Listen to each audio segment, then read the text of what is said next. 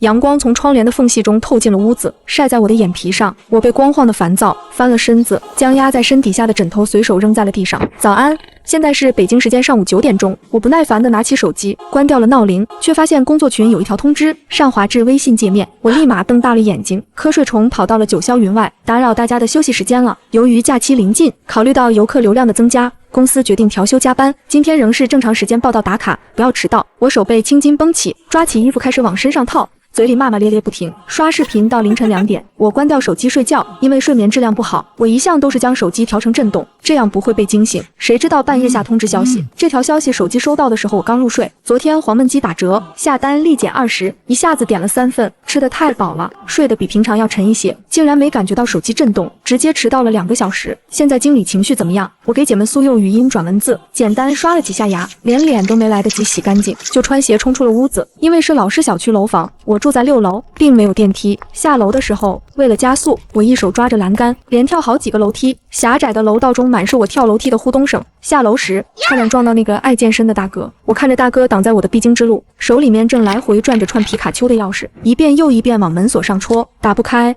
打不开，我表示很无语。这大哥一直用钥匙另一端戳门锁。那大哥转头看向我，我瞬间头皮炸裂。他满下巴都是口水，延伸至灰色短袖领口，亮晶晶一大片，像是运动出汗似的。左眼珠看向左下角，右眼珠却看向右上角。大哥，你是不是练现在网上很火的那只猪的表情啊？给我让让呗！不知为什么，我的后背汗毛竖起，一种不安的感觉在心里逐渐蔓延，手心开始冒出冷汗。那大哥上下牙齿开始快速颤动，传出咯哒咯哒的声音。他的身子抽动了一下，开始挪动，给我让出来个位置。我咽了一口口水，抬起几乎站到发麻的脚，和大哥擦身而过。一瞬，我狂奔出了单元门，站在2楼的缓台上。我深吸了一口气，不容我多想，我快步又开始下楼梯，路过小区门口的超市，那系着红色围裙的老板娘向我伸手打招呼，她的儿子也从埋头苦写的作业中抬起了头。林婉今天周6还上班啊？我打了个车，喊道：是啊，师傅去海盐酒店。坐在出租车后座上，我才缓了半口气，看了看手机，我刚要扫2维码，苏佑的消息弹了出来：林婉，经理今天心情很好。我骗他说你路上堵车，他居然没说什么。而且今天可有的累了，海滩人特别多。我扫了码给师傅赚了打车钱过去，却发现微信零钱已经不够了。我心疼的点了选择银行卡支付，因为晕车的缘故，我没敢再看手机，只是打开了车窗，让空气流动在我的鼻尖，看着车窗外的景色，我发起了呆。路边上的早点小摊前，围了一群背着书包去补课的孩子，还有几个像我一样苦逼的打工人。我被那一栋栋办公楼外侧的玻璃反射光刺了眼睛，心里直喊苦。上学早八，上班早七，人行道上，几个穿着精致小香风的姑娘映入我的眼帘。那些姑娘手里拿着奶茶，背着名牌包包，做着精巧的美甲，拿的是新出的水果手机，好羡慕啊！我呼了一口气，调整好精神，我练习着标准微笑，准备接待游客。小姑娘，你这是上班去啊？是。我尴尬地回了一句。车内再度安静了下来，并不擅长与他人沟通，很多时候在工作上我都是微笑着迎宾，机械地重复欢迎光临。我看着司机，嘴角勾笑。最不想发生的事情发生了，今天是那些学生暑假第1天，这人可太多了。我刚出车就拉了好几拨人，一大部分从火车站下来的，说是来咱们 F 城看海。我尬笑着点头附和，确实人挺多的。姑娘，你看网上的新闻了没有？因为期末考试没考好，有几个孩子压力大自杀了，你说这让他们父母怎么办？也是，现在社会压力太大了，人没啥盼头，没啥闯劲，就盼着自己孩子能出息，自己受着工作上的压力，回家给孩子再整点压力。我看着车窗外，沉默不语。城市规划的树和花倒退，风渐渐裹夹着海的清新，北边天空飘着几团棉花糖似的云，软绵绵的，好像风一吹就散了。车速逐渐慢了下来，两边道路拥挤，都是私家车和出租车。司机不好意思地回头朝我笑笑：姑娘抱歉啊，只能停在这了，再往前开就不好出来了。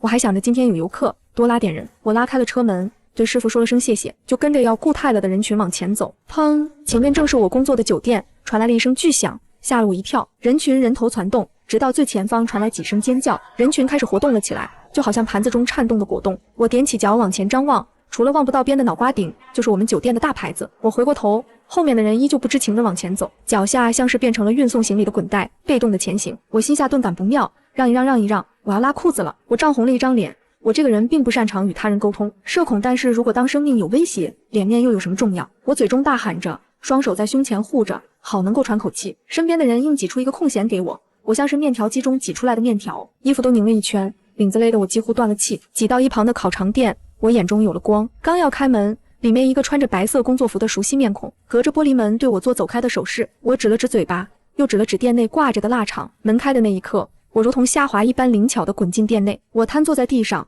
缓了好几口气，抬头看了一眼，上气不接下气。哥们，好歹认识一场，你未免太冷漠了。店里有了损失，你让我一个卖烤肠的赔吗？我还没来得及站起身，外面又传来了砰的几声巨响。人群这次终于炸了锅似的，只是人太多了，前面的人想往回走，后面不知情的人往前推，一时间竟是如同固体胶一般粘在原地，没有一个人动得开。我这才看向南面玻璃，我工作的酒店，只见酒店窗户开着，几个人正像下饺子一样往下跳。我惊了一口气，差点没上来。原以为是酒店失火，可是当听见人群中此起彼伏的尖叫声和喊叫声，失神，死人了！他们站起来了，救命啊，滚开，往后啊，别急，咬人了怪物，走开啊！烤肠店后厨门传来几下急促的开门声，沉默站在原地，直到看到正门前，人们被挤得根本无法脱身，他才转身把后门打开。我看见苏佑的职业装上溅满了鲜血，以往他盘起的精致头发已经凌乱散在胸前，他的手上也都是鲜血。他同样坐在地上缓了好久，抬起头见到我还没站起来，爬似的爬到我身边。他想伸出手摸摸我，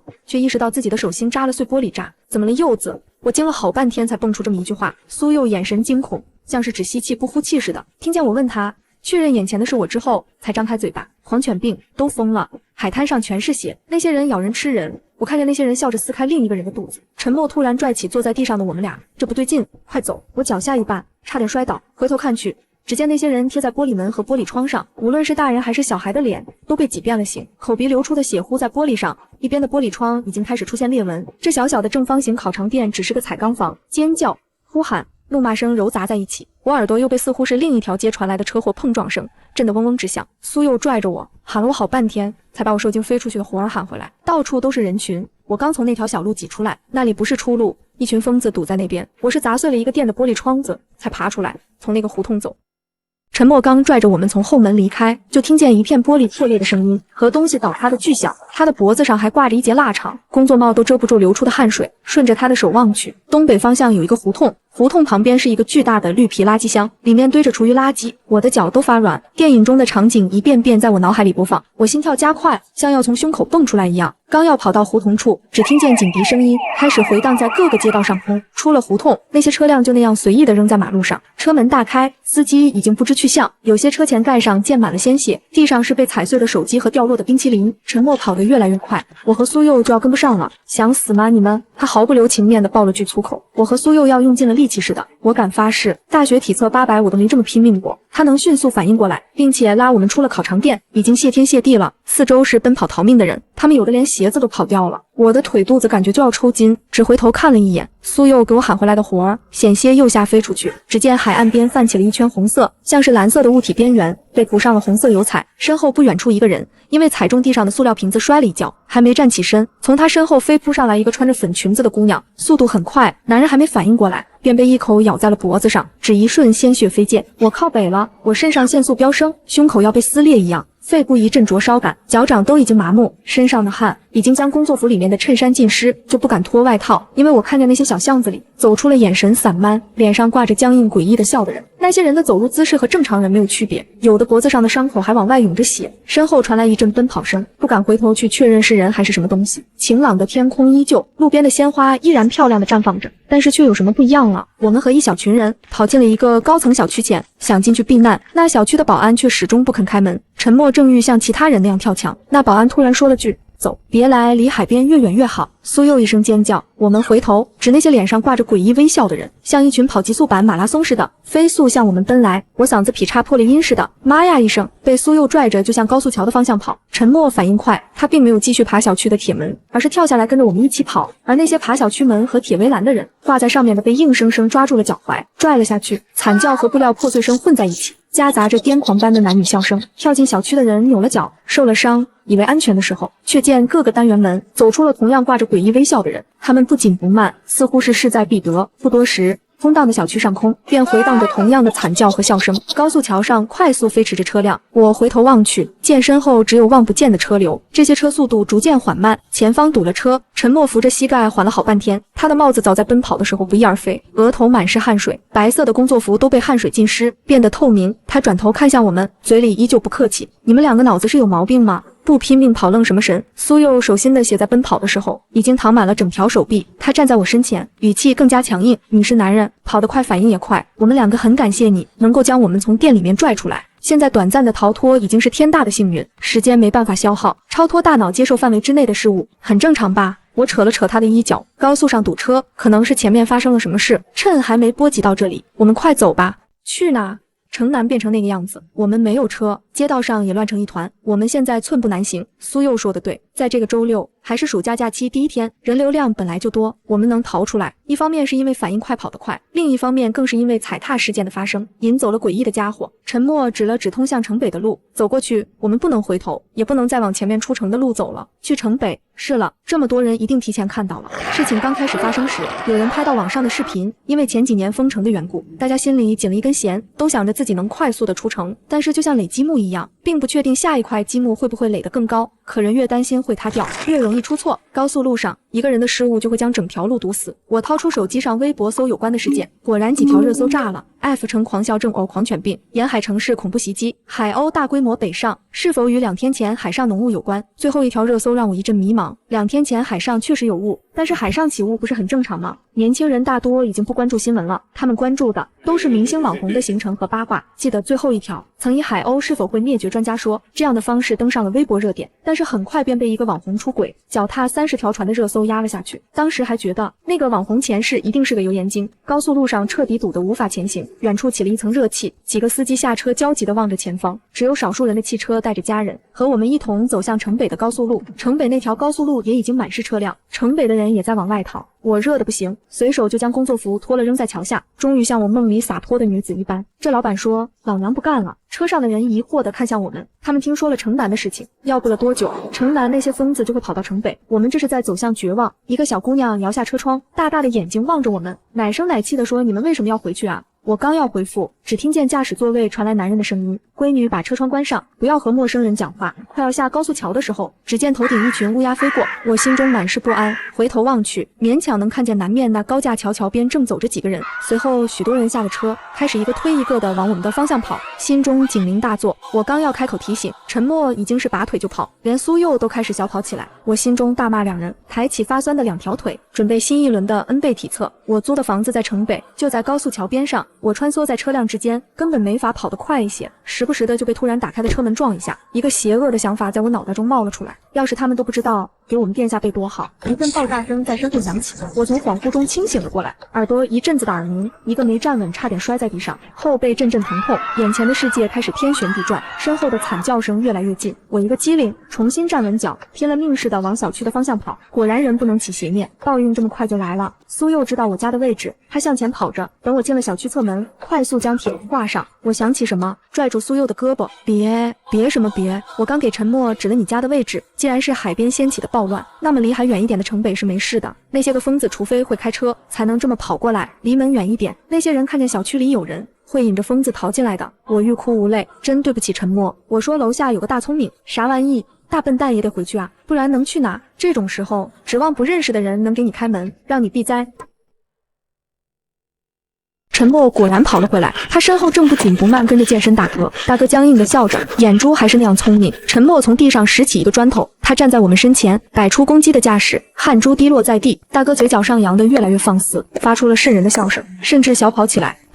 沉默手中的砖头已经拍在了大哥的头上，见倒在脚边的肌肉猛男，沉默似乎不敢相信这是一块砖头能解决的。我抬头看着小区内有些人开了窗子，探头探脑的往我们的方向看，倒是没什么感觉，无论是看热闹的心理，还是无视不帮忙都很正常，这才是人不是吗？谨慎地打开楼道门，狭窄的楼道里一片寂静。2楼大哥房门口留着一串钥匙，上面的皮卡丘已经被踩碎成皮补丘。因为是独居的原因，刚住到这个地方就和房东签了合同，并商量换了个密码锁。可是这个时候我却发现我的密码锁上都是密密麻麻的手印。我回头看向邻居的门，心里做好了打算。我开门将苏佑和沉默迎了进来。平安回到家，我浑身泄了劲一般瘫倒在地，3人横七竖八地躺在地板上，只是短暂的休息。我冲向厨房查看冰箱里的食物，不巧的是都是薯片、饮料料和下饭菜，还有一份昨晚上剩下的黄焖鸡。我很少囤货做饭，一来是觉得没必要囤货，楼下就有个超市；二来我一个人吃不完，那些东西即使冻进冰箱也会失去口感。工作忙碌的时候，我只能点外卖。第三点原因就是我没钱，我刚想接一杯水喝，却被沉默止住了手。等等 F 城地下河通着大海，我们不确定这水里有没有病毒。我想了想，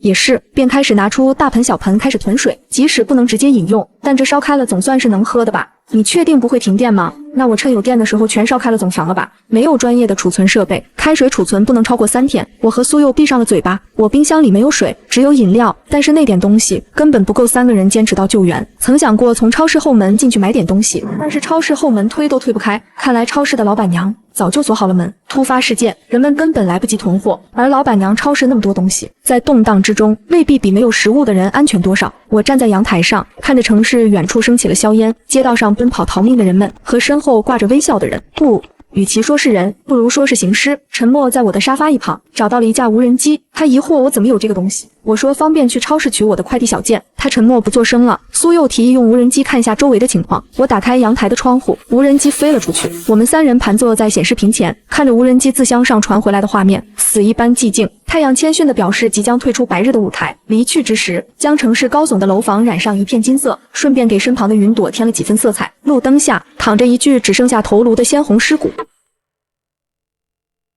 一边撑大肚子的行尸正如铜人一般，用袖口擦着嘴巴，是浑身血污，那张灰白色的脸越擦越红。晚风吹过，裹着淡淡的甜腻腥气，将小区道路两旁的树叶吹得摇摆，黑色的树影杂乱纠缠，像在舞池里狂欢。无人机越飞越高，南面一片火光硝烟，一栋大楼正起着火，不知是天上火烧云的缘故，还是火势越来越大，整栋办公大楼像是一片灰色中，赫然出现了一朵腐败玫瑰。黑夜渐渐拉开了帷幕，街道上此起彼伏地响起尖锐的笑声和低吼。无人机飞了回来，我也将手机和充电宝充满了电。苏佑和陈默分别给父母发着消息，但都没打电话，因为我们都听见楼道里传来了沉重的脚步声。我看着微信家族群对话框满满的对话，眼眶湿润。父母在最北部的城市，他们没有事，只是担心我一个人坚持不到救援，想要来找我，我拒绝了他们。爸妈用不了多久我们就能见面的，我不是答应了你们今年一定能回家过年吗？混乱之中，千万别相信任何人啊！我下意识看向苏佑和陈默，一个是我高中就相识的好友，一个是我认识了2年的朋友。这个朋友就是过于理性，嘴损了点。他们2个都是我不能失去的朋友。今天死里逃生就可以看出，如果没有他们2个，我可能早就死在了那个小小的烤肠店。放心吧，你和我爸一定要把铁围栏加固，必要的时候买把开刃的大刀。可是好半天，微信都没再弹出新消息，原来是信号丢失。其实在看到新闻的那一刻，我已经心安了很多，因为世界的沿海城市都发生了灾难，国外几乎是立马进行了导弹摧毁，我们国家的沿海城市也沦陷了，但是并没有像国外一样，因为国家知道他的每一个孩子还在家里等着，我们的军方战士正在努力的救援，只是我们需要耐心的等待，给他们时间。我生性多疑，不相信陪伴我多年的朋友，但是唯独会毫无保留的相信我的国家，因为我的国家从来没有食言过。我不知道苏佑什么时候走进了卫生间，他好半天才出来，脸色苍白，我担忧地握住了他的手，一片冰凉，我被他手心里扎着的玻璃碎片刺痛，赶忙找出了医药箱，在蜡烛微弱的光下，仔细地给他用镊子夹出。暖暖的黄光下，苏佑那双漂亮的小鹿眼看着我，亮晶晶的。小婉，秋天的时候一起去T城看枫叶吧。我点了点头，鼻头酸涩，光是逃离就已经精疲力尽了。夜深了，城南上空回荡着爆炸声和枪声，连带着楼下停着的车辆都发出悠长的警报声。我们3人一起窝在沙发上，睁着眼睛，谁也不敢入睡，因为那沉重的脚步声竟渐渐往楼上走。陈默右手给我们打了个安静的手势，他悄声漫步走到了玄关处，刚想看一眼猫眼，只听见那脚步声停在了门口，他便不敢再有所行动了。楼道又突然安静了下来，密码错误，密码错误，直到传来机械的女声，我们皆是心跳如鼓，鸡皮疙瘩起了一身。我们只知道行尸和电视里演的不一样，不是行动缓慢或者没有思考能力和记忆，而是脸上扬着笑，追逐时跑的速度和生前一样，遇到势在必得的猎物时步子缓慢轻松。除此之外，便是和大众印象中行尸的形象一样，食人不怕痛，不会死。但是我没想到行尸还记得密码防盗门怎么开。陈默已经准备好行尸破门，然后与其搏斗了。可是在第4次密码错误的声音响起时，那脚步声竟然又向着楼下走去，怎么和网上不一样？我小声问道。手心起了一层薄汗。陈默皱着眉头，他的脸色很难看。走到我们身边时，才注意到他的手一直在抖。今天早上我上班之前，看到我合租的室友一直在搓着弄脏的衬衫，我和他打招呼，他并不理。苏又想到了什么，脸上掩不住的惊恐。接待游客的时候，有些人突然就停在原地，不停地重复拉行李箱，也有人一直在和同伴重复说着一句话。我想起早上上班时，健身大哥反复插钥匙的动作，已是冷汗连连。这么说的话，开始重复行为语言，应该就是感染初期了。我们3人提出轮番守夜，在这个爆发的第一个夜里，谁也没有睡着。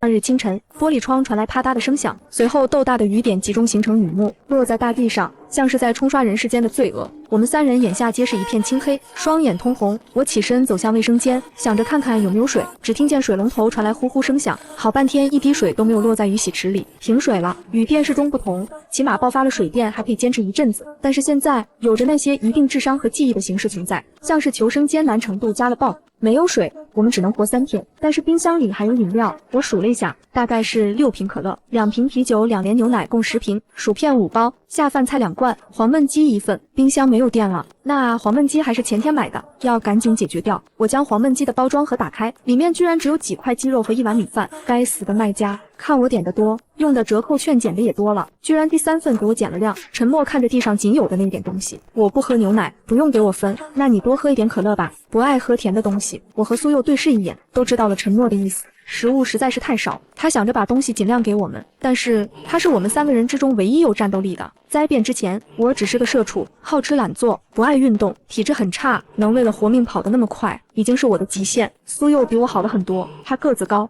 自律爱运动，只是他的手受了伤，实在不行，我们拼一把将楼道里那个行尸杀了，去超市买东西，或者我们抢个车从另一条路出城吧。我看着厨房墙上挂着的刀具，做出一副大不了豁出去的架势。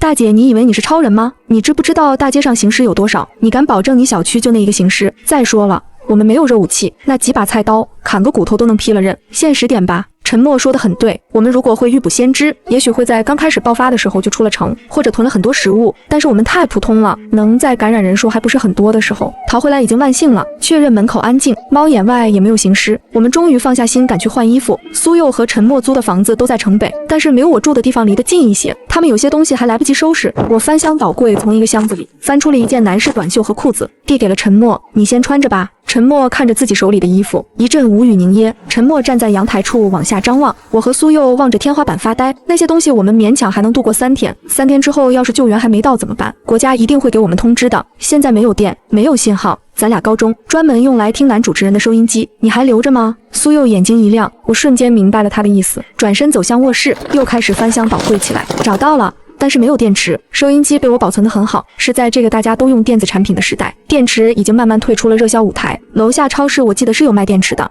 只是现在我们怎么能进到超市里面？你们快过来看！阳台处传来沉默的声音，我们凑了上去，顺着他的目光，街道上有几个行尸缠在一起，在我们的视角像是打起来了。雨还在下着，只是雨势渐渐小了，天也亮了一些。那些行尸越聚越多，雨水似乎让他们更加兴奋。那几个缠在一起的行尸分开，却又打了起来。没错，真的打了起来，我们看得目瞪口呆，从来没见过这种场景。行尸是有一定的智商和记忆，但是竟然还有人的行为，快点录下来啊！行尸打架100年难遇啊！苏佑似乎和浇了雨的行尸一样很兴奋，他拿出手机开始录像，可就在放大的时候，他嘴角的笑意消失了。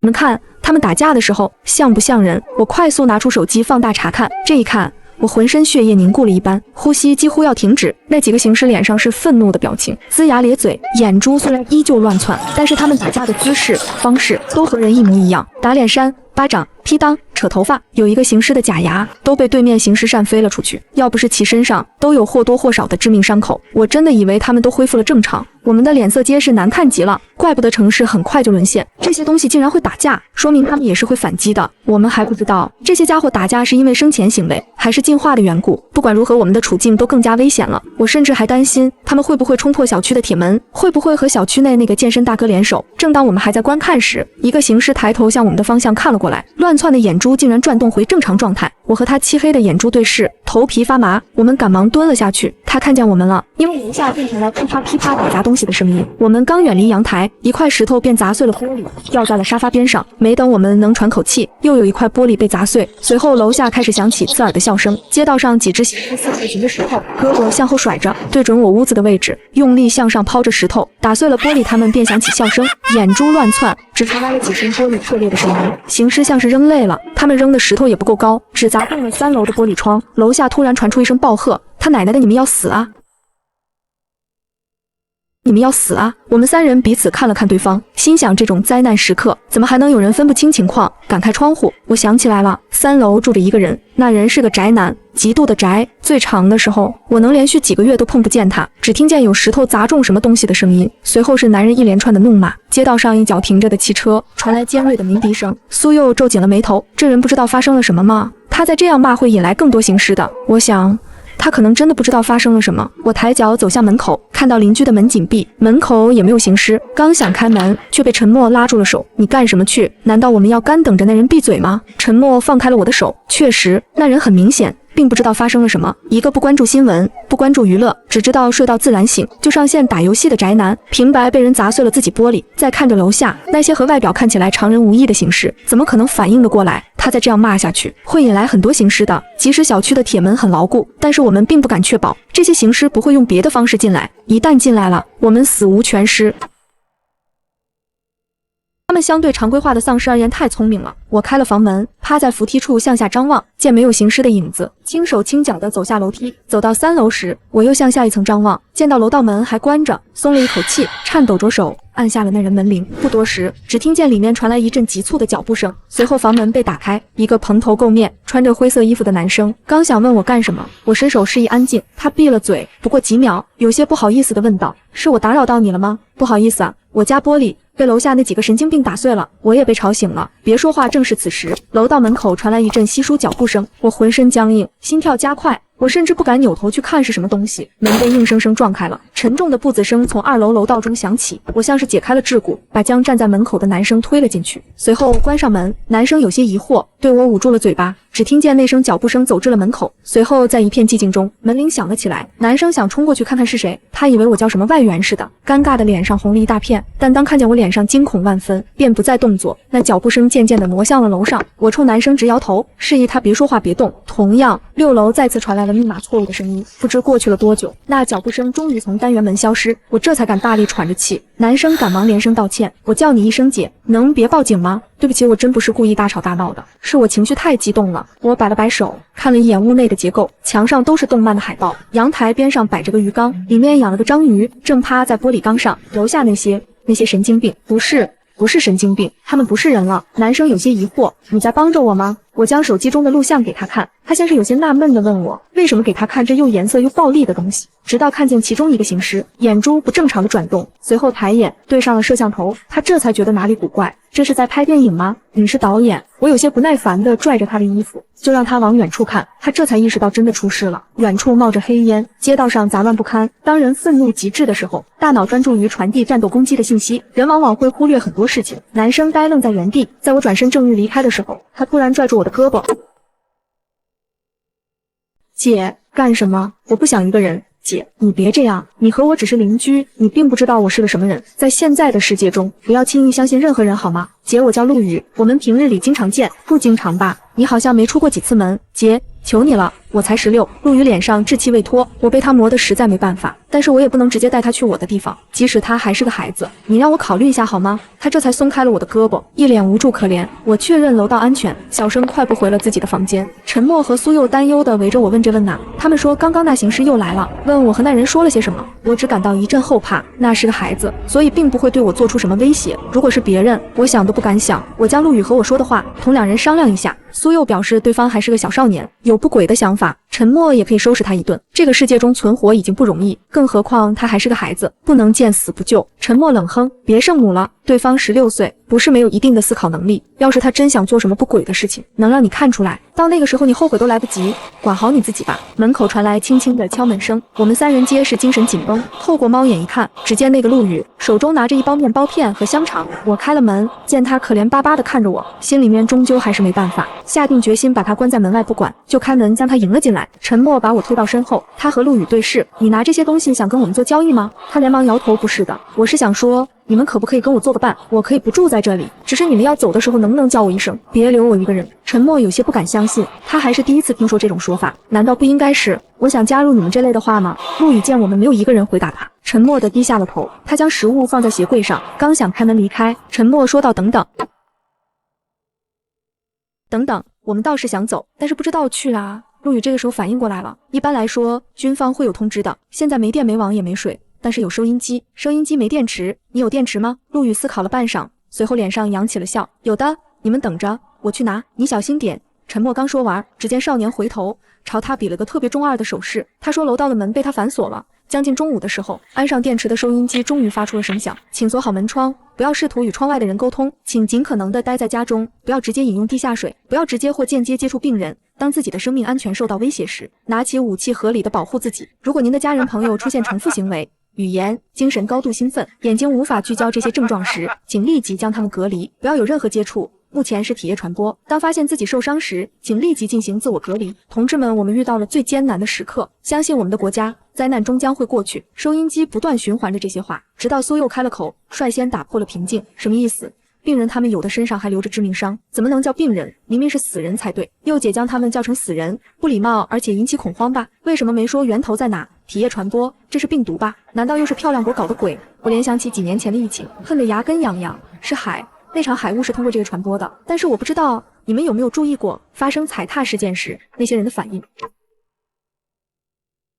默摸着发青的下巴，他冷静的可怕。我回忆当时的场景，仍是不受控制的浑身颤抖，不敢去深想。当时有很多人在往楼下跳，还记得吗？苏佑连声点头。是啊，那些人当中还有是被推下去的，但是被推下去的人都活了，主动跳下去的死了。我的脑子里一片浆糊，还是没能理解王轩的意思。他看了一眼我们，轻声说出了自己的想法。我的意思是，确实是体液传播，被咬也会变成行尸，但是那些被咬了、推下去的重新站了起来，主动跳下去的却没能站起来。这只是我的猜测，我在想会不会体液传播只是变成行尸的一种前提条件，真正促使人变成行尸的是他们被咬后想要活下去的欲望。游荡在街道的行尸见没有声音之后，便不再有动作，树影随便铺在他们的肩上。街角处传来一辆车的行驶声，因为阳台的窗户被打碎，地上散落着玻璃碎片，我们只能去卧室，站在卧室窗边，打开窗帘一角，小心地向下张望，只见一辆奥迪车快速地行驶过来，压中路灯下躺着的骷髅微微颠簸，也许是司机过于紧张，车子冲到一棵树前，巨大的碰撞声响起，那些行尸脸上浮现出一抹诡异的笑，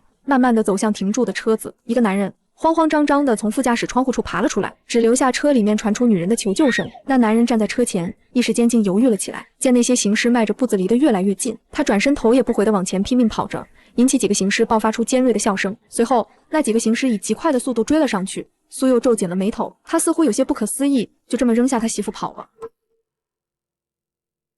穿着休闲装的行尸不紧不慢地站在了车门前，车内女人还以为是有人来救她，直接开了车门。行尸在女人的惊叫声中钻进了车子，我放下了窗帘，不敢去看。男人女人的凄厉惨叫撕破了街道上空。沉默拍了我好几下，小婉，你看，我心中不忍，没能提醒那女人不要开门。我已经有着强烈的自责感，让我再去看她的惨状，我实在做不出来。苏佑也开了口，小婉，她出来了。顺着二人的目光而去，那女人跟在休闲装行尸的身后，肚脐处满是血迹，一截肠子露在空气中，她嘴中重复念叨着救命，好痛。随后疯狂的大笑，跑向前方。不远处已经被行尸扑倒撕咬的男人，看到了吗？不到5分钟，沉默说着，又指向被撕咬的男人，还没变。陆羽不敢再去看那被活吃的男人，他蹲在墙边，似乎被这一幕冲击的接受不了。他刚接受世界发生了巨变，却还没做好准备正式面对。我也不忍得别过了头，我不懂什么意思。时间正常人被咬了，第一想法都是我想要活着，我不想死，但是被感染的时间因人而异，有的还没来得及转化，就已经被吃得一干二净。他这么一说，我才感到真正的汗毛直立，细思极恐。我从来没有听说过，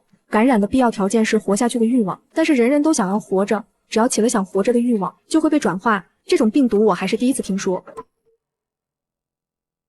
临近傍晚，我们分发完食物，我和苏佑看着香肠下不去嘴，想起那惨死的男人，一阵恶心感上涌。陈默拿走了我们手中的香肠，将他手里的可乐递给我们，你们不吃，我吃。我不禁再次感叹陈默心理素质强大，不愧是曾经做过医生。陆羽看了看手腕上的手表，跟我们说他要回去睡觉了。苏佑拦住了他，3楼并不是特别高，如果行尸会爬树，顺着你碎掉的窗子钻进去怎么办？6楼虽然也碎了窗户，但是好歹够高。他看了看我和陈默，有些扭捏。陈默3口2口吃完了香肠，都吃了你的东西了，赶你走就不礼貌了。一抹霞光从阳台处照了进来，我们4人瘫坐在沙发上，苏佑打开收音机，只能听见那几句话循环播放。我看着墙纸上的花花草草在夕阳下像是要活过来一样，再次打开手机，壁纸上我和父母的合照，彼此都洋溢着笑容。时间过得好慢，但是又好快，想起自己从年幼时期上学，再到刚毕业就工作，和父母相聚的时间少之又少。这一晚我们4人像是抱团取暖的企鹅，夏夜凉爽，一阵风从阳台处吹了过来，楼道里再没有了脚步声，街道上也安静异常。记得吗？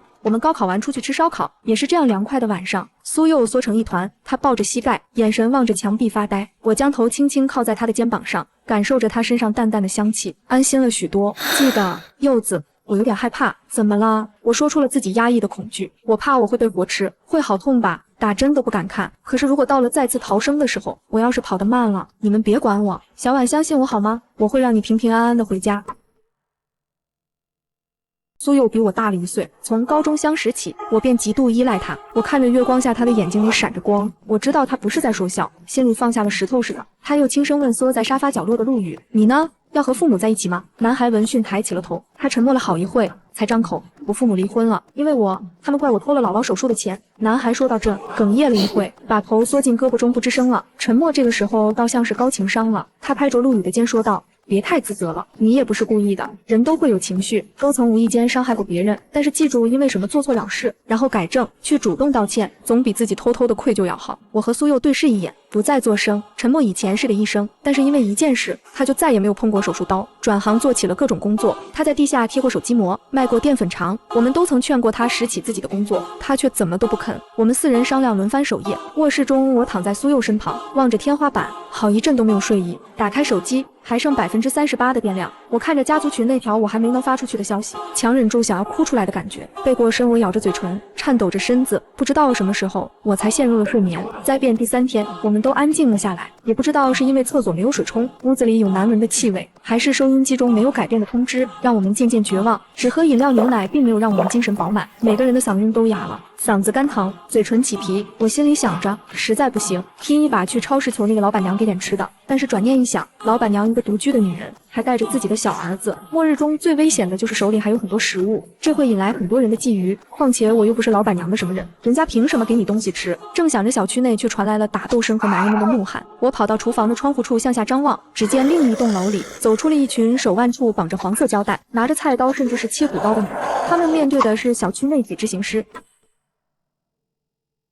在行尸缓慢靠近的时候，几个男人下定了决心似的，数把锋利的刀劈了下去，血花四溅，肉沫横飞。我甚至看见那健身大哥从缓台楼梯走下去，还没扑上去，被冲上来的男人们围住，不多时鲜血像河水一般流了下来。身后玄关处的门被打开，陈默冲了下去，他向我们说道：“快走！”与此同时，楼里其他还幸存着的邻居纷纷打开了房门，他们想的都是趁火打劫。我明白了他的意思，那群男人的目标显然是超市。当我们下到小区超市后门时，那群男人问我们是不是想要一起，我们点头了。我自知并不是一个高尚的人，因为我也饿，我也想活下去。于是，在小区铁门外行尸尖锐的笑声中，男人们打开了超市的后门。我们如愿分到了几瓶水和食物，但是却多了一个孩子。屋子里一片寂静，我们谁也没有吱声，只是默默地喝着水。男孩是老板娘还在上小学的儿子，才10岁，我们叫他赵乐了。这些东西是我们用人命换来的。我自诩不是个高尚的人物，在必要的时候，我也许宁愿放弃他人的生命，我也要活下去，因为我是个人，我只是想活着而已。无关紧要的人与我而言没有任何关系。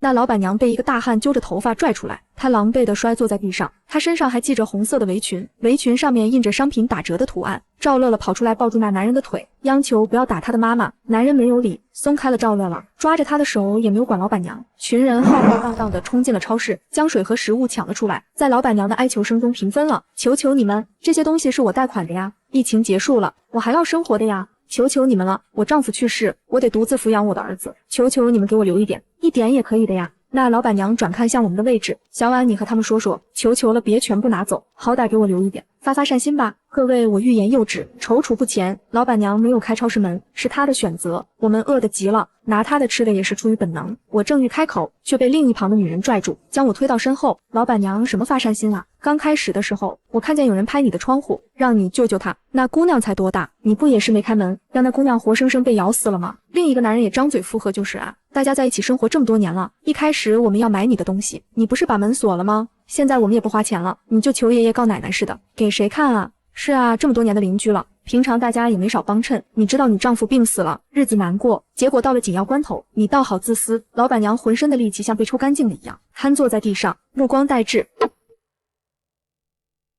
人们将搬出来的面包、香肠和水摆在小区空地，张罗着人数平均分配。苏佑站在一边，有些不忍，他上前扶起了老板娘，却被一只小手推在肚子上，他差点没有站稳脚。赵乐乐张开双臂护在老板娘身前，他年幼的身体完全遮不住老板娘的身影，只是那双眼睛却紧紧地盯着我们。下来得到分发食物的人大概有40几人，仔细想想，我们小区是老小区，很多人是教师行业，周六放假，所以一直待在家中，即使发生了变化，也会在屋里面。我们每个人都分到了水和食物，数量有限，水大概是1人10瓶，零食面包若干，因为没有电烧不了开水，素食并没有算在其中。可就在我们分发完了食物之后，老板娘突然站了起来，她在赵乐乐耳边说着什么，于是站起身走到了男人身后。领头的男人回头看见是他，脸上的愧疚、无奈、感谢糅杂在一起，一时间复杂不已。老板娘伸出了手，我的呢？男人瞬间明白了老板娘的意思，这是同意平分了。他赶忙将水和食物放在老板娘脚前，嘴里不停地说着刚才的态度不好，但是他发誓这一切过去了，会把钱还给老板娘。老板娘让赵乐乐抱着这些东西跟在他身后，只听见他说了一声不需要了，就走进了超市内。我们心里五味杂陈，手中的东西像是要发烫，没想到真到了末日时候，我们不是救世主，而是那抢夺食物的劫匪。大家纷纷散去，彼此商量着一切过去了之后给老板娘筹款补偿。可就在这时，超市门前却传来了一声孩童尖叫，男人们举起刀赶了过去。只见老板娘将超市前门打开，自己牵着赵乐乐的手走到了街道上。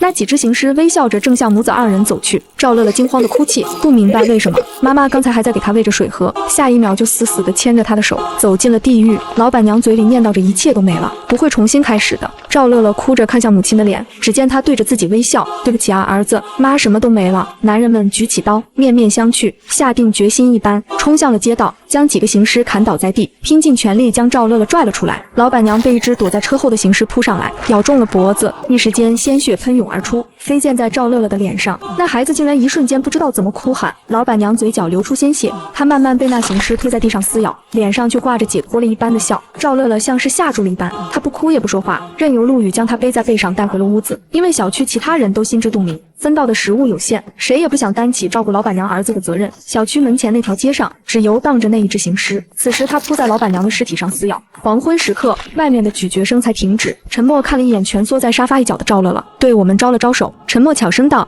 看吧，老板娘没有变成行尸，她没有生的欲望，所以变不成行尸，她是真的想死。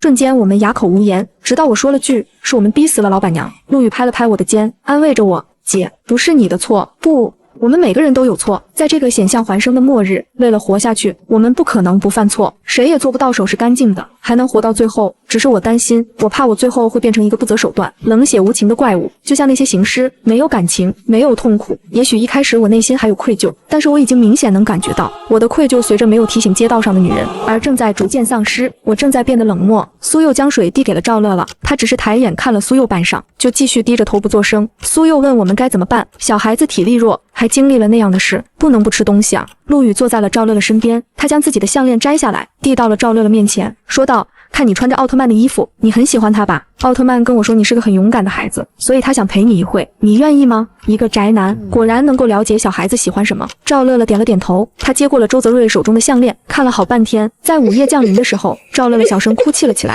柚子，我感觉我变了，我忽然觉得自己并没有做得太过分，我没有强迫老板娘，我只是想得到一点食物，却间接害死了他。我抱着苏佑的腰，他比我高出很多，我缩在他的怀里，他像大姐姐一样摸着我的头，轻声安慰，没关系的，小婉，我们只是普通人，我们能够保证自己安全就已经很伟大了。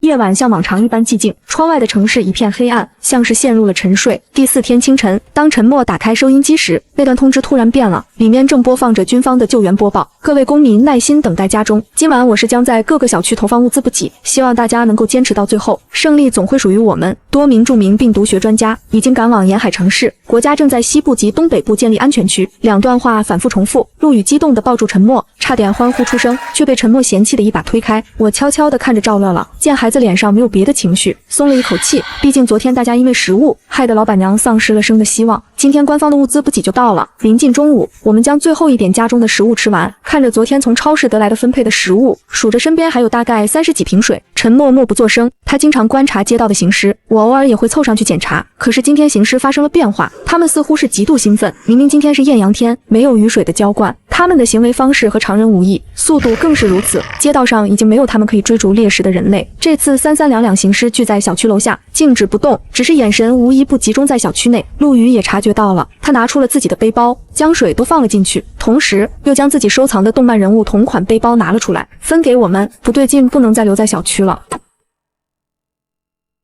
我心下了然，外面没有了吃食，既然行尸和常人差不多，那么也会有除了嗜血之外的饥饿感。他们饿得不行，已经将目光转移到铁围栏内的我们。苏佑收拾着水和仅有的食物，他还穿着我的衣服，手上慌乱局促。今晚上就有物资了，我们真的要走吗？柚子姐，你看过狼群纪录片吗？当野外的生存环境被人类侵占，狼没有了食物，他们会翻进村子里。只不过我们现在是圈养的羊，再不走真的来不及了。陆羽已经收拾好了，他背着装满水和面包的背包，拉着赵乐乐的手，看着我们快速收拾行李。沉默附和道：“陆羽说得很对，他们现在极度饥饿，还没有理智。等到傍晚时刻，夏夜寂静，那个时候就走不了了。这几天我们也观察到了，每次到夜晚的时候，行尸的反应反而会很迅速，如同天生的捕食者。小区老旧不堪，唯一阻挡的铁门还不够坚硬，能够在一开始保护住了小区的人们，已是幸运至极。我收拾好，看着自己月租3000的屋子，起码住了1年多了，说没有感情也是不可能的。我环视了一圈，阳台处还散落着破碎的玻璃，墙上挂着我的照片。我咬了咬牙，将门打开，来到缓台处，果然能很清楚地听见铁门处的异响。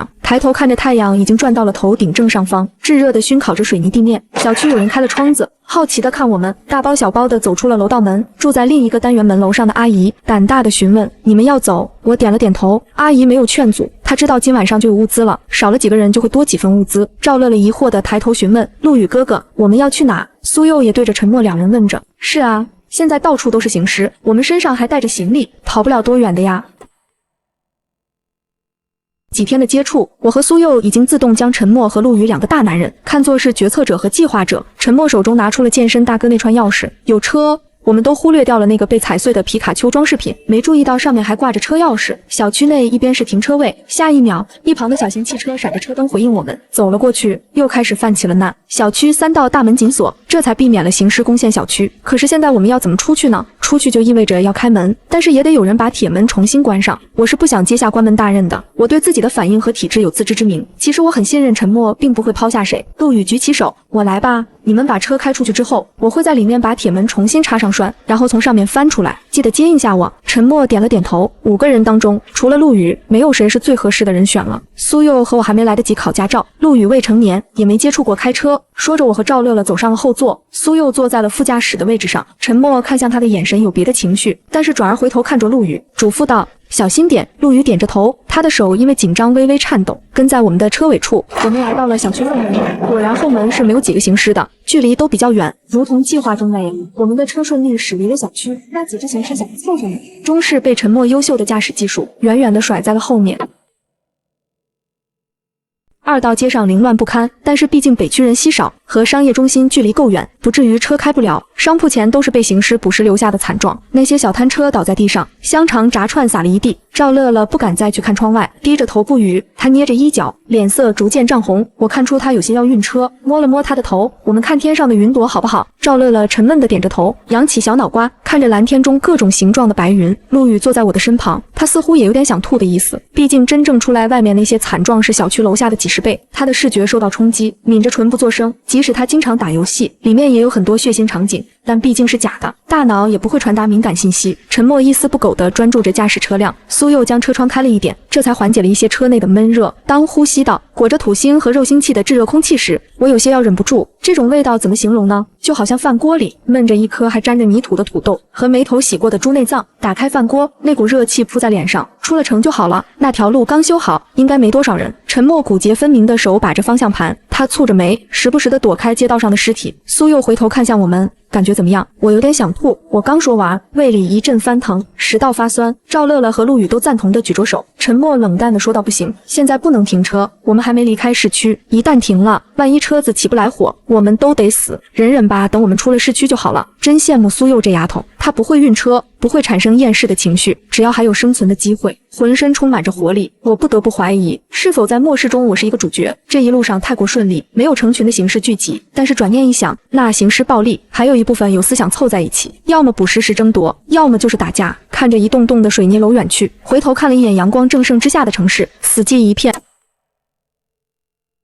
车子渐渐驶到郊外，除了一路上碰到的零散的行尸，出了市区，远离城市楼房建筑之后，反而看不见行尸的影子。有着一定智商记忆的行尸是知道哪里会有人。路两边的杂草和树生长得很好，这片路刚刚修上，还没铺柏油，空气终于清新。劫后余生令我眼眶湿润。前面再行驶一会，就是准备拆迁的平房区了。因为即将动工，人早就搬了出去。从拆迁区路过，倒是不怕有什么危险，那里没有食物，更没有人。灾变第4天，还不至于形成什么团伙的聚集地，毕竟大多数人都还困在城市里，少有成功逃出的人。沉默四处张望，确定安全后，他告诫我们不要远走，车子可以先停一下，让我们下车吐或者方便。远离了那个地狱，我反而心里舒坦了不少。喝着水，胸腔一阵凉爽。我看着陆羽和赵乐了，结伴到一边上厕所，别过了眼。苏佑在一边恶趣味地看着我。小婉，现在的小孩长得真高，是吧？我皱着眉头，眼神甩出一记冷刀子扎了过去。你想什么呢？老牛吃嫩草啦你！苏佑凑了过去，他摸着下巴，陆羽真的才16吗？长得真俊啊！我一口水差点呛住，拍了一下他的头，转身回了车子。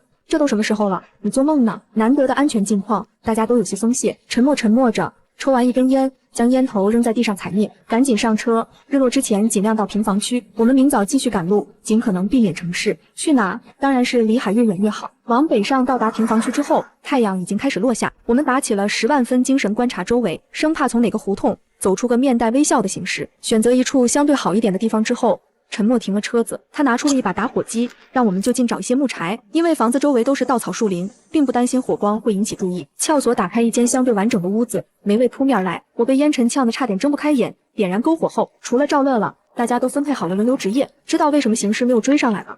沉默一语打破沉静，我摇了摇头，不知道，因为他们知道城里有更多的活人，比起追着我们几个人不放手，他们觉得守着大官肉更划算，似乎是起风了。我冷得起了一身鸡皮疙瘩。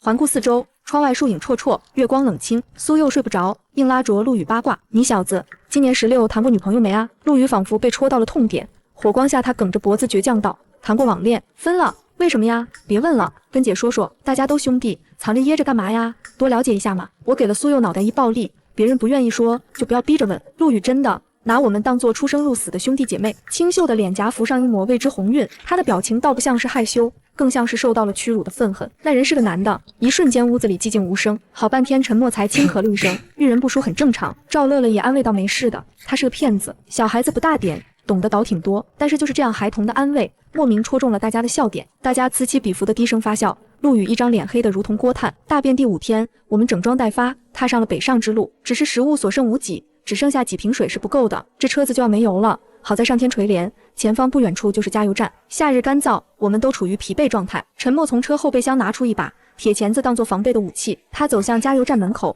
望向黑漆漆的屋内，打开玻璃门，只见一具尸体吊在正中间，散发出阵阵的腐臭味。苍蝇受到惊扰乱飞一通，地板上都是散落一地的现金。看来有人知道了消息跑了，但是那人却受不了末日的来临。苏佑拉着赵乐乐的手和陆羽站在外面放风，我和沉默走进了加油站，搜寻平日里卖的极贵的水和零食。我仿佛习惯了来自视觉的冲击，对那具尸体拜了拜，一阵生理性干呕。这一趟我们拿了许多食物，沉默加好了油，我们继续踏上前行的路。路边的野草长势很好，草间绿油油的发着光，一眼望去，田野中像藏了一颗颗宝石，夜空中最亮的星。苏佑开口唱道，我们不约而同跟着哼起了歌。乐乐也难得露出了一点笑容，打开车窗，风轻轻吹起头发，我第一次感觉到了风的触碰。路边的景色快速倒退，身后已经看不见高楼大厦的影子，不远处就是另一个镇子。我们尽量选择避开人群聚集处，但是这条路却是必须经过的。我打开携带着的收音机，里面又改变了话术，介绍了这场病毒，它会改变人的大脑，让人感受不到痛苦，只知道释放野性。原本是用来研发针对抑郁症的，没想到却被有心人利用。病毒活性只有7天，也就是说，熬过最艰难的7天，在治疗的可能性较小的情况下，行尸会变成没有一点智商、行动力缓慢的丧尸。沉默有些紧张，他攥着方向盘的手指骨节发白，不对劲。这镇子不大，但是应该有行尸的影子才对。车子缓慢地开进了小镇，两旁的几层小楼寂静异常，街道上只有随风飘荡的垃圾袋和撕碎的布条，有树摊血肉模糊的肉泥。可是就是这样空荡的场景，却没有碰上一只行尸。我顿感不妙，这才隐约想起这地方西面不远处是一座监狱。我抓着座椅催促道，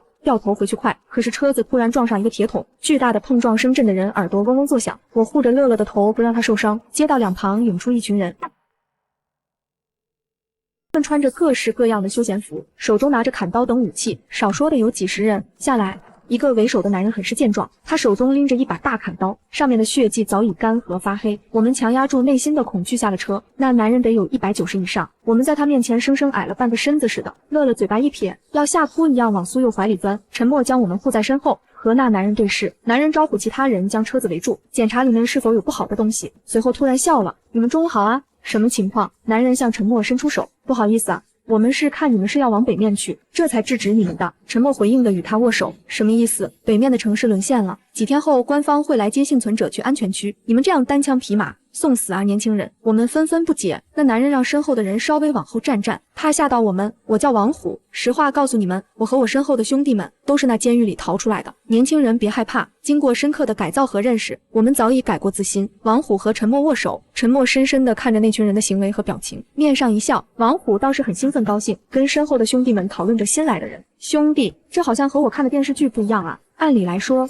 从监狱逃出来的不会自立为王吗？但是看见镇子一边的商场中，幸存的小镇人们依偎在一起，想想没有行尸，估计是被这群人杀掉了。但是该有的谨慎还是得有啊。王虎带着我们介绍他临时搭建的基地。病毒爆发那天，他和兄弟们在狱警的护送下逃了出来。原本是想占山为王，但是想到改造教育，他们便清理了还未大规模传播的行尸。我这人从小就有个英雄梦，但是吧，书没读好，混也没混好，做了太多虎事。王虎话音刚落，他一旁的瘦小男人便道，我虎哥就是劫富济贫，头脑简单，四肢发达。男人挨了好大一记暴力，谁头脑简单？张健，你欠揍了。苏又没忍住笑出了声。王虎看着他的样子，当时红了脸，你看大妹子都笑话咱们了。王虎这么一说，笑得更厉害了，一扫之前的不愉快。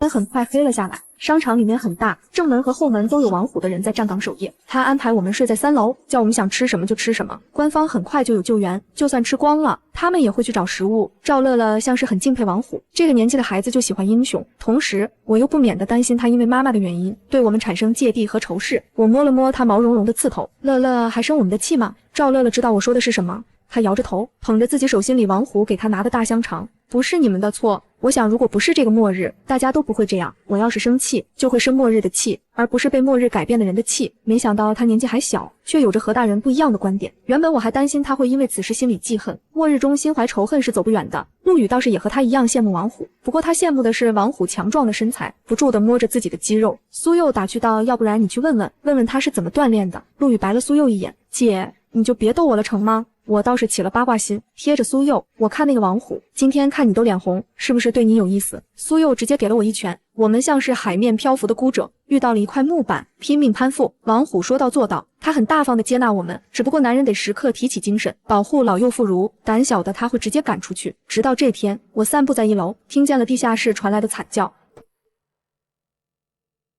顺着声音下去，我看见王虎和张健正打着一个男人，那男人缩成一团，被打得浑身都是伤，口鼻流血，脸上青一块紫一块，这是什么情况？张健毫不掩饰对那男人的厌恶，什么东西让你干活你偷懒？王虎瞪了张健一下，让他注意言辞，又和我解释道，林小姐，不好意思，这人是跟着我们逃出来的，不过你还是离远一点吧，这宅子是个强奸犯。我眉头紧皱，看来监狱里的人看不起强奸犯的说法是真的。那人名贺刚，刚诱奸了几个幼女被捕之后，每天都被其他犯人当沙包打。张健就是因为其母亲被人辱骂，最后气不过将人打成重伤进了监狱。他更是瞧不起贺刚，虽瘦小但力气却很大，几乎拳拳到肉。只是我离开之前看到贺刚的眼神，我有一种不好的预感。我将这件事告诉了陈默他们，陈默并没有什么行动，跟咱们没有关系，这种烂人早就该死了。可是我总觉得那人会做出什么事。陈默冷哼，他这些日子和张健走得很近，张健开车技术很好，他学了好些天，两个人的关系亲密了许多。怕什么？人在刚进去的时候就被张健他们踹烂了作案工具。我抿着唇，虽然王虎和张健对贺刚防备很大，没有给他武器，他更被打得没有反抗能力，但是那个眼神真的让我的第六感不妙。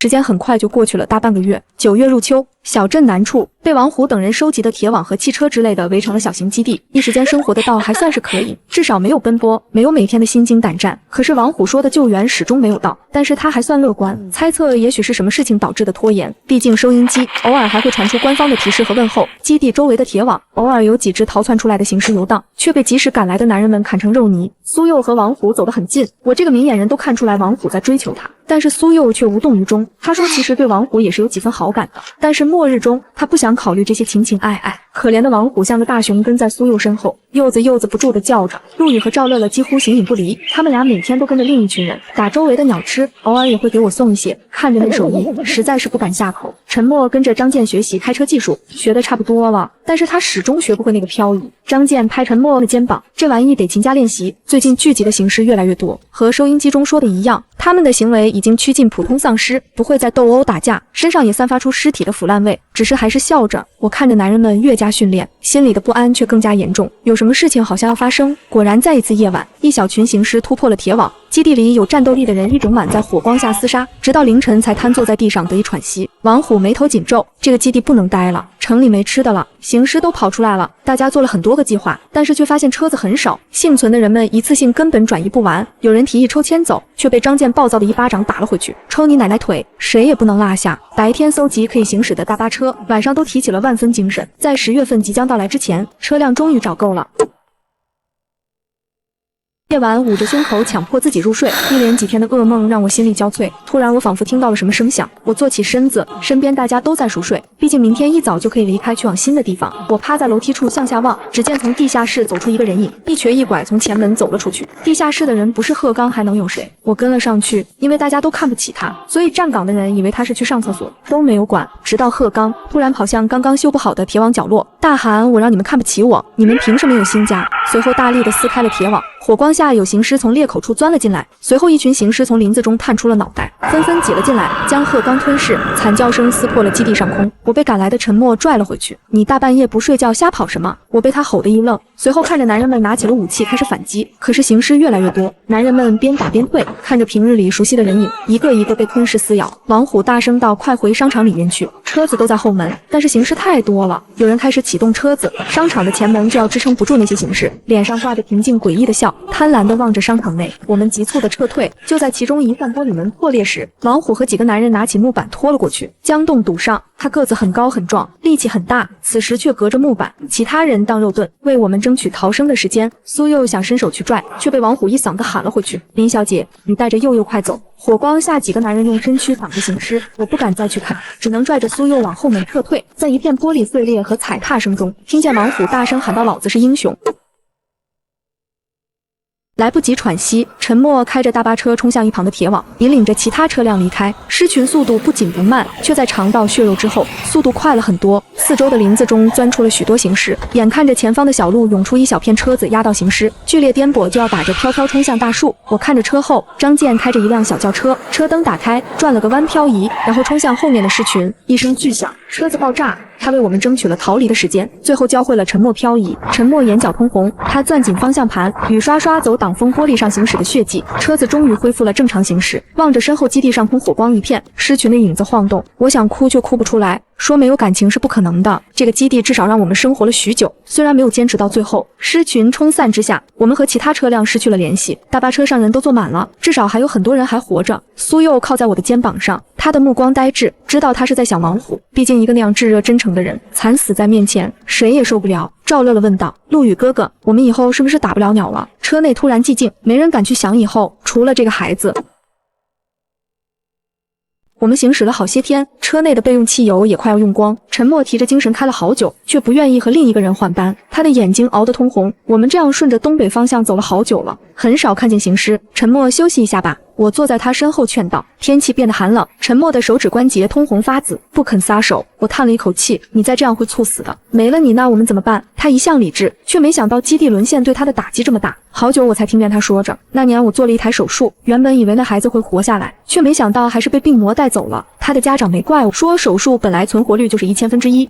第一次幸运女神就没有眷顾他的家庭，又怎么会有第二次？这个方案是我提出来的，我以为我能救他。陈默终于停了车子，他从座位上继续想站起身子，却发现坐得久了，下半身已经麻木不变。另一个人继续开着车子，他将车子开到了一处养鹅场前，就停下了。陈默太过劳累，他很快就陷入了睡眠。陆羽和赵乐乐巧生下了车，和其他人走进了养鹅场，打算抓几只鹅烤了吃。小婉，我好难受，我没答应王虎，还有一方面是觉得他劫富济贫，我有偏见。苏佑眼角湿润，他趴在我的肩膀上，第一次那么脆弱。我透过窗子看见陆羽拉着赵乐乐的手，他们手中是一把简易的弓，是王虎给他们做的。养鹅场内野草长得很高，其他人嘱咐不可以走得太远，找不到吃的就立马回来，有想解决生理需求的快解决。天边阴云密布，打着雷声就要卷过来。我再望过去，赵乐乐和陆羽不见了人影，瞬间不安的感觉传遍全身。